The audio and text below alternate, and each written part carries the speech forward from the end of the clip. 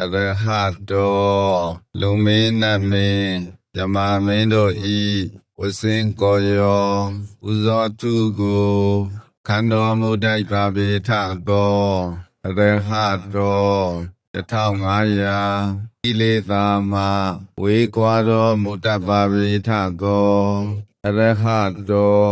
စိတ်ွယ်ရာ၌ပင်မကောင်းမှုကိုပြုတော်မမူပြောတော်မမူ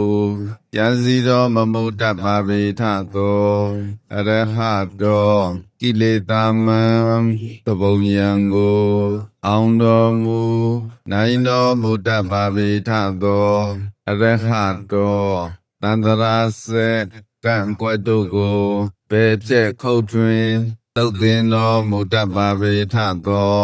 သမ္မာသမ္ဗုဒ္ဓသာမဖောက်မပြန်တရားမှန်ကိုတရားမကူတရားကိုဉာဏ်ဖြင့်ထိုတွင်၍သိမြင်တော်မူတတ်ပါပေထသောတတဗကဝတောဣတရိယဓမ္မယတ္တဣရိကာမပယတ္တမိဘုံကြောင့်ဤနှင့်ပြည့်စုံတော်မူသောထိုမြတ်စွာဘုရားအားနမောနမမိရှိခိုးပါ၏ရှင်ဘုရားနမောနမမိ